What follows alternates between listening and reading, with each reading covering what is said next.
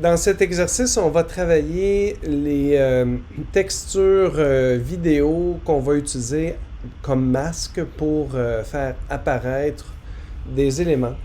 Donc, dans ce cas-ci, si je vous montre le résultat, alors j'ai une texture et une signature là, qui disparaît tout au long d'une animation.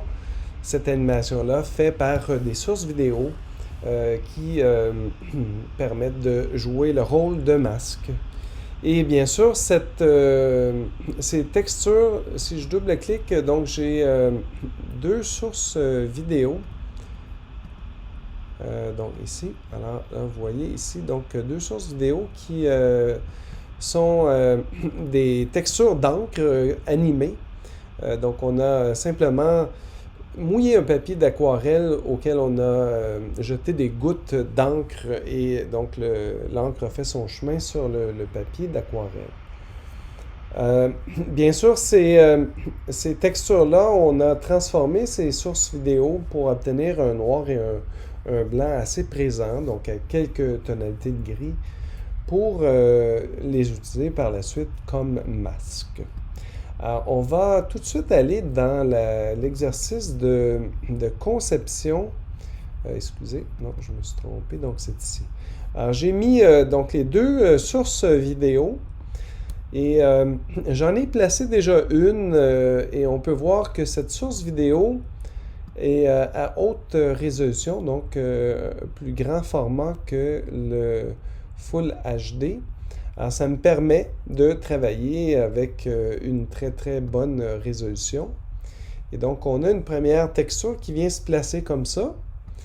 Et je vais donc faire apparaître la deuxième qui, elle, va venir donc s'animer comme ça. Cependant, là, je ne vois plus celle qui est en dessous.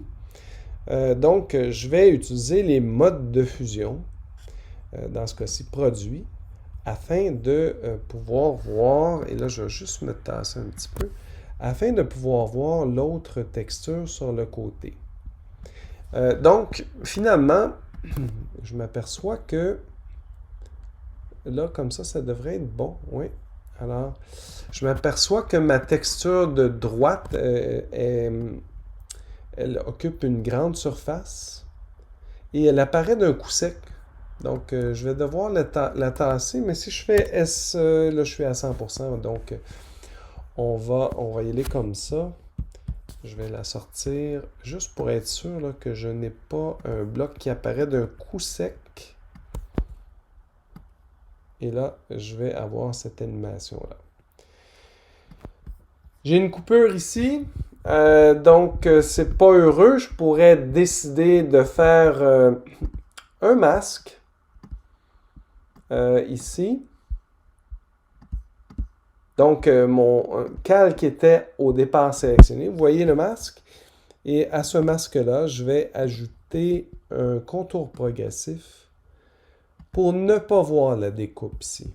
Alors, ça donne ça ici et ça se mélange. Ce que j'ai quand même apporté comme changement, c'est que l'autre source vidéo, je vais la tasser, peut-être la remonter un peu pour que visuellement, donc, ça se mélange bien les deux ensemble. Donc, ça donne ça. Et j'aimerais faire un dupliqué, commande D, de celle-là ici, que je vais aussi mettre en mode produit. Et je vais faire une rotation. Je vais faire une rotation de 180 degrés pour que cet effet-là... Et là même, je peux aussi faire S, enlever la chaîne et faire un moins 100 ici. Donc, ça fait un effet miroir. Donc, mon but étant là d'avoir aussi une texture qui part à partir du côté. Et là, je vais la disposer un petit peu plus haut comme ça, ici. Et donc, ça me permet d'obtenir une masse noire. Elle n'est pas parfaitement noire, donc je pourrais décider de me créer je désélectionne tous les calques. Je vais me faire un nouveau calque de type solide.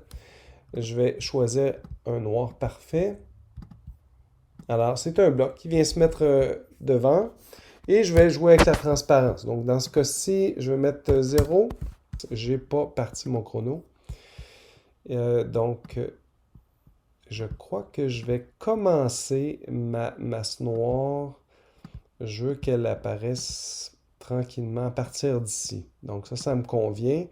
Et un petit peu plus loin, je vais mettre 100. Et donc là, j'obtiens un noir parfait. Alors là, donc ça donne ça ici. Mon masque se met en place et là, ça devient un noir parfait.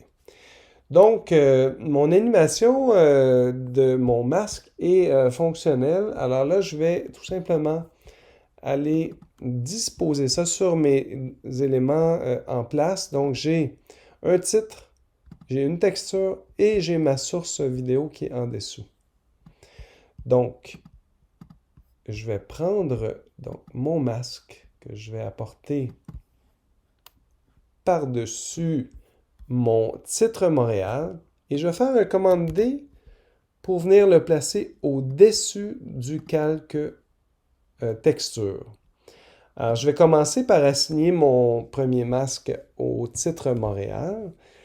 Et pour ce faire, je vais aller dans la section Cache et je vais sélectionner Luminescence et on peut voir le nom du masque, le calque qui est au-dessus de Montréal.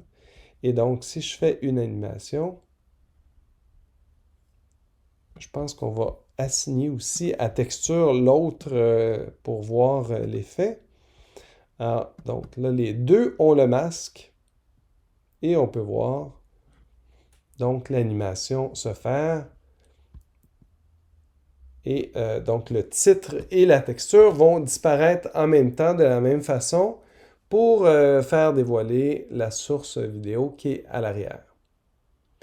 Si je fais l'inverse, donc je choisis luminescence inversée, alors c'est l'inverse. Donc au début, je vois la vidéo et ensuite, je vois apparaître la texture et le titre. Donc, c'est ce mélange de textures animées qui permet de faire des filtres créatifs. Donc, à vous là, de jouer avec ces masques filtres pour travailler avec multiples couches d'effets visuels.